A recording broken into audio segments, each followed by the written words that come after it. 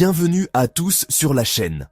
Aujourd'hui, nous sommes le mercredi 19 mars 2025 et j'ai des nouvelles croustillantes qui vont électriser l'univers du football. Accrochez-vous, car dans cette vidéo, on vous dévoile les dessous de deux histoires qui font déjà le buzz. D'un côté, le jeune prodige turc Arda Güler qui peine à trouver sa place au Real Madrid, et de l'autre, le spectaculaire mais douloureux épisode du Français Jean-Philippe Mateta en FA Cup. Installez-vous confortablement et c'est parti pour le décryptage.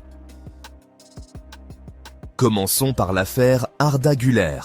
Connu depuis longtemps comme le futur crack, ce jeune milieu offensif turc a été recruté avec de grandes ambitions.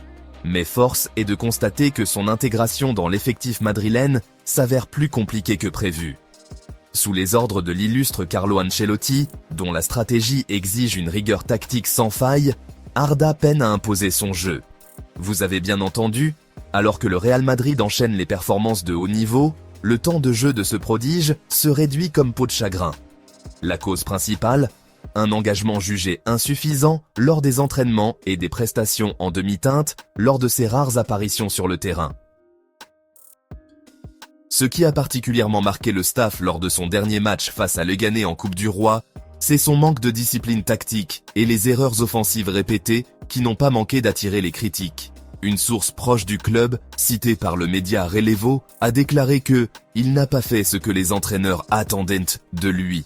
Même au sein du vestiaire, des coéquipiers de renom comme Kylian Mbappé n'auraient pas hésité à pointer du doigt son manque d'impact dans les moments cruciaux. Face à cette situation explosive, Arda Güler commence sérieusement à se questionner sur son avenir. Imaginez un instant la pression.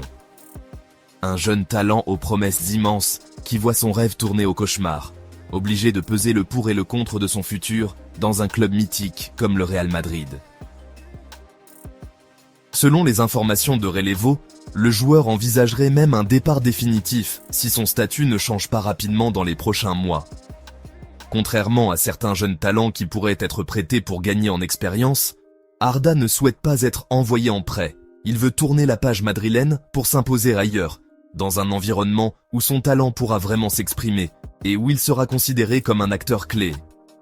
Le club, ainsi que l'entraîneur Ancelotti, ne remettent pas en question ses capacités, mais attendant de lui plus de patience et d'engagement. La concurrence est féroce, et avec un entraîneur qui le voit davantage comme un attaquant que comme un milieu de terrain, il est clair qu'Arda devra se surpasser pour retrouver sa place sous les projecteurs.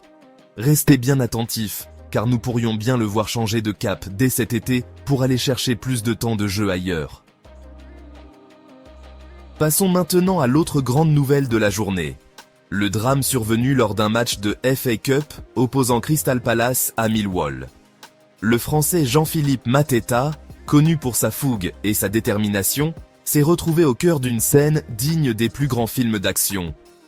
Alors qu'il était en pleine forme cette saison, Mateta a été victime d'un coup de pied involontaire, mais d'une violence surprenante infligée par le gardien adverse, Liam Roberts. Résultat des faits, le joueur a subi une profonde entaille qui a nécessité pas moins de 25 points de suture. Oui, vous avez bien entendu, 25 points de suture pour une blessure qui aurait pu mettre fin à sa participation. Mais ce qui rend l'histoire encore plus incroyable, c'est l'attitude de Mateta sur le terrain. Au moment de l'incident, emporté par l'adrénaline du match, il était prêt à continuer à jouer, ignorant presque la gravité de sa blessure. J'étais prêt à repartir. Je me disais, enlevez juste le sang, et je continue, aurait-il confié à Sky Sports. Heureusement, le staff médical est intervenu avec force et détermination, conduisant le joueur en urgence à l'hôpital où un spécialiste en chirurgie plastique a pris en charge la reconstruction de son oreille. Quelques semaines plus tard, l'image de Mateta, arborant fièrement un épais bandage blanc, fait déjà le tour des réseaux sociaux, symbolisant à la fois le courage et la rudesse du football anglais. Dans une récente interview, le buteur a exprimé son étonnement face à l'ampleur des dégâts. Tout était ouvert, coupé partout, c'était fou, déclarant-il avec une pointe d'incrédulité. Malgré l'horreur de cet incident, Mateta n'a pas tardé à défendre le geste du gardien, expliquant qu'il s'agissait d'un accident survenu sous forte tension.